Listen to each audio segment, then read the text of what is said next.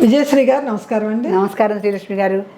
ఈ సంవత్సరం మనకి వరలక్ష్మీదేవి శుక్రవారంతోనే మన ఇళ్ళకి వచ్చేసింది. మొదటి శుక్రవారం అయిపోయింది కూడా. కొత్తగా పెళ్ళైన స్త్రీలు పౌర్ణమికి ముందు వచ్చే వారమే వరలక్ష్మి వ్రతంగా భావించి చేసుకుంటారు. వీలు కుదరినప్పుడు ఏ వారమైనా చేసుకుంటారు. పౌర్ణమి ముందు వచ్చే శుక్రవారమే ఎందుకు అంత ప్రత్యేకతగా చెప్తారు? దీనికి రెండు కారణాలు ఉన్నాయి శ్రీలక్ష్మి గారు, చెప్పండి. పౌర్ణమి ముందర వచ్చే శుక్రవారం ఏమో మనకి చారుమతి కథా పౌర్ణమిలో ఉన్నటువంటి విషయం. కథలో ఎలా చెప్పబడింది మన పురాణ కథలో అంటే, పౌర్ణమి ముందర వచ్చే శుక్రవారం రోజున చేసుకోమని చారుమతికి స్వప్నంలో పార్వతీదేవి చెప్పింది కనుక అది కథ ప్రకారం చేసుకుంటున్నాం. ఇంకొకటి, పౌర్ణమి ముందర వచ్చే శుక్రవారంలో ఉండే విశేషాలు ఏమిటంటే, పౌర్ణమి అంటే పర్వదినం అండి.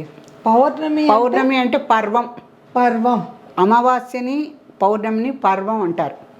మనకి మన హిందూ పంచాంగాల్లో చూస్తే పర్వం అని కింద రాసి ఉంటుంది.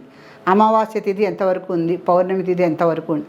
సో అమావాస్యని పౌర్ణమిని కూడా పర్వం అంటారు. ఈ పర్వం ఏంటంటే, అమ్మవారి నామాల్లో పర్వామోదిని అని ఒకటి నామం ఉంది. అంటే పర్వామోదిని, మోదం అంటే సంతోషం. అమ్మవారు పౌర్ణమి రోజున ఎక్కువ ఆనందంగా ఉంటుంది. పౌర్ణమి రోజున ఎక్కువ ఆనందంగా, ఎందుకంటే ఆవిడ చంద్ర సహోదరి. అవును కదా. వాళ్ళిద్దరు ఒకే సముద్రంలో పుట్టారు, పాల సముద్రం, ఏకగర్భ సంజాతలు కనుక లక్ష్మీ సహోదరి అయిన మహాన్ రానే వస్తుంది కదా మనకి. అందుకని చంద్ర సహోదరి అయిన మహాన్ కూడా వస్తుంది. వీళ్ళిద్దరూ క్షీర సముద్రంలో ఒకేసారి జన్మించారు కనుక చంద్ర సంబంధమైన విషయాలన్నీ లక్ష్మీదేవికి చాలా ఇష్టం.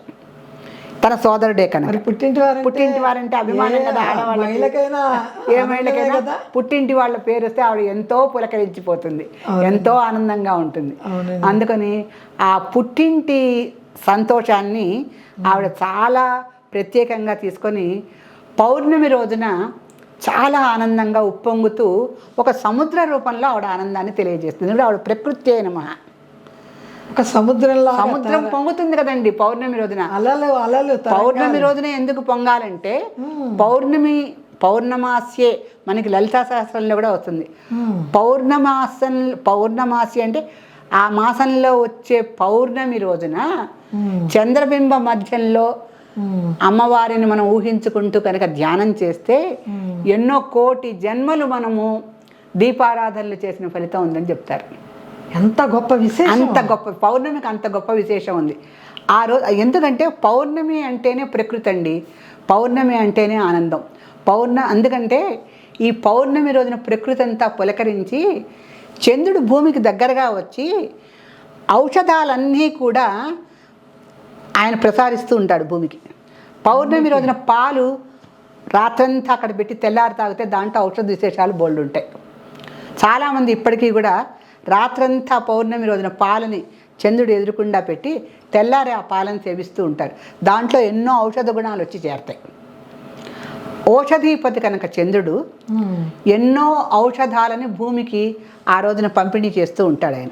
అందుకనే పళ్ళు ఫలాలు అంత కమ్మగా ఉంటాయి. అంత కమ్మగా ఆయన వల్లనే చంద్రుడి వల్లనే ఫలవంతం అవుతాయి పళ్ళన్నీ కూడా.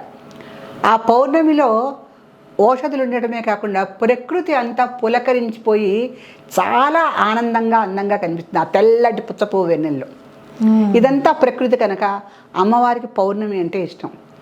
ఆ పౌర్ణమి తర్వాత, ఆ పౌర్ణమి దగ్గర పడుతుంటేనండి అష్టమి, నవమి, దశమి అవి వచ్చేసేసిన తర్వాత మనకి ఇంకా 4 రోజులే ఉంటుంది. ఏకాదశి, ద్వాదశి, త్రయోదశి, చతుర్దశి. అష్టమి, నవమి, దశమి దగ్గర నుంచి చంద్రుడి యొక్క కాంతే మారిపోతూ ఉంటుంది. ఎందుకంటే పౌర్ణమి దగ్గర పడుతోంది కదా. ఆ పౌర్ణమి దగ్గర పడుతున్న కొద్దీ ఆకాశం రంగు కానీ ప్రకృతి తీరు కానీ అంతా మారిపోతూ ఉంటుంది. అందుకనే తిథి నక్షత్రం కూడా చూసుకోరు. తిథి నక్షత్రం చూసే అవసరం. శ్రావణ మాసంలో పౌర్ణమి ముందర వచ్చే శుక్రవారానికి తిథి చూడరు, వారమే చూస్తారు. పౌర్ణమి తిథి చూస్తారు. పౌర్ణమి రోజున కూడా పూజ చేస్తారు లక్ష్మీదేవికి. కానీ పౌర్ణమి ముందర వచ్చే శుక్రవారం చేయటానికి కథ ప్రకారం చేస్తున్నాం మనం. కథ ఎలా చెప్పారో మనకి చారుమతి కథలో. అవును, నక్షత్రము తిథి ఏమీ చూడు. మరి మీరన్నట్టుగా ఈ శ్రావణ మాసం పాడ్యమి రోజున వచ్చింది. పాడ్యమి మనకి జాడ్యం అంటారు.